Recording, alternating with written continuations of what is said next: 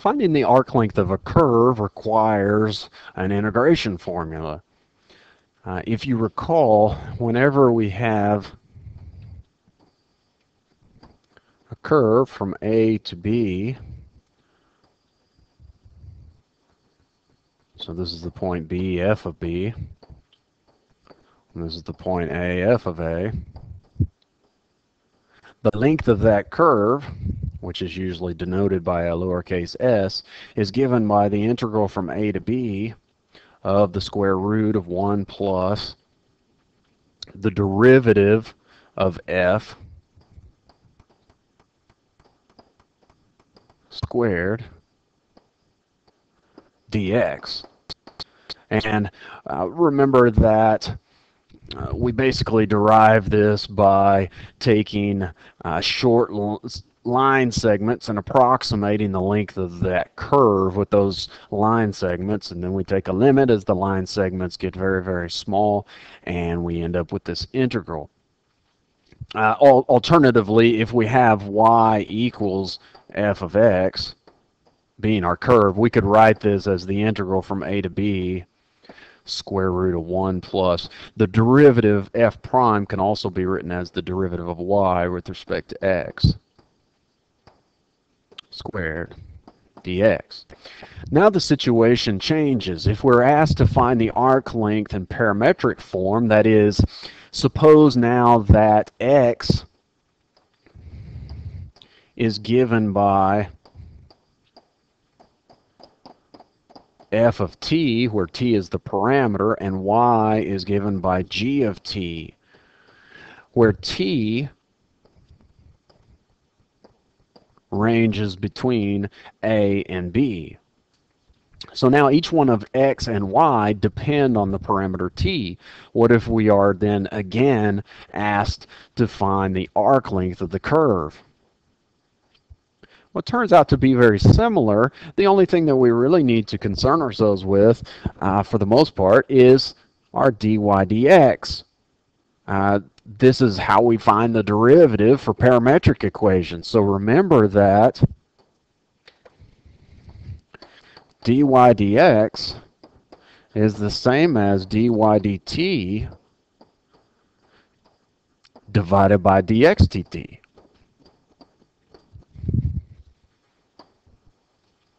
Also notice that if we have x equals f prime of t, f of t,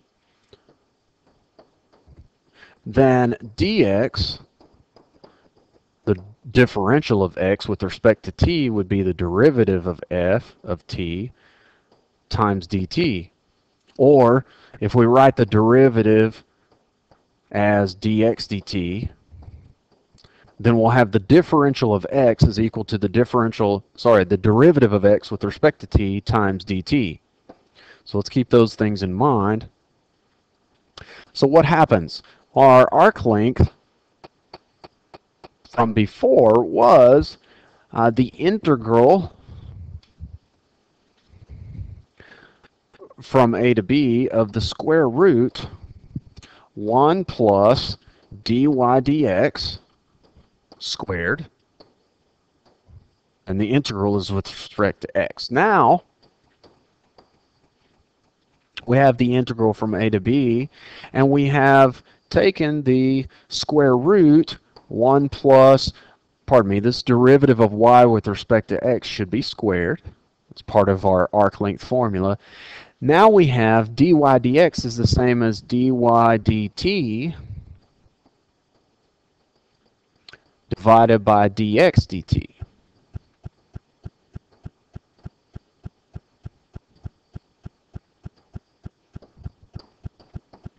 dx. Oh, and we just said that dx is the same as dx dt dt. So let's write that. dx is the same as dx dt times dt. All right, doing a little work on the inside of this square root.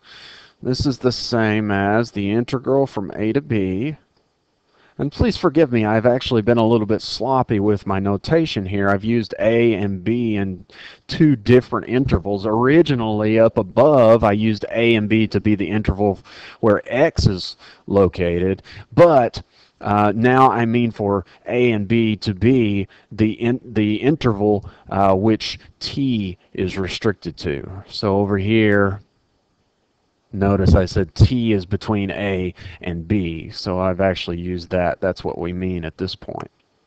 So this is now the square root of 1 plus dy dt squared divided by dx dt squared and then out here is dx dt times dt.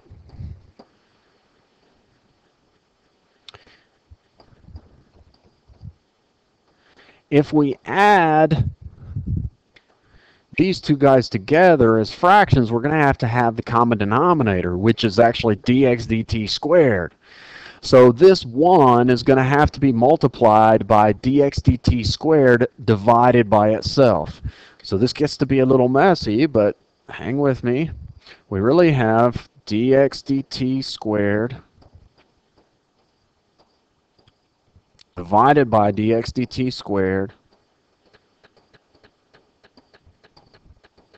plus dy dt squared divided by dx dt squared. Now they have the same denominators, so we still have dx dt and dt hanging out here just waiting for a moment. Now we have the same denominator, so we can add those as one fraction. So this is now the integral from a to b, the square root dx dt squared plus dy dt squared divided by dx dt squared. Thankfully, square roots break up over quotients. So in fact, we could break up this one big square root. We could say it's the same as the square root of the numerator divided by the square root of the denominator. How does that help us? The square root of the denominator has a square. So the square root and the square are going to cancel off. And so on the next line, we can write the integral from a to b, square root dx dt squared plus dy dt squared.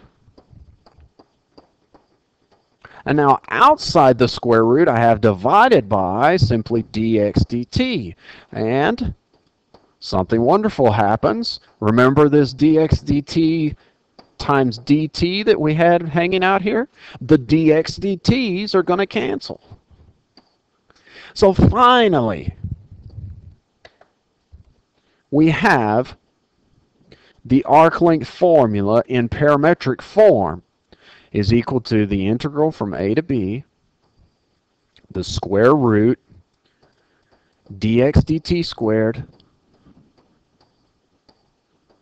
plus dy dt squared dt. This gives us the arc length of a plane curve as long as the curve doesn't intersect itself from A to B.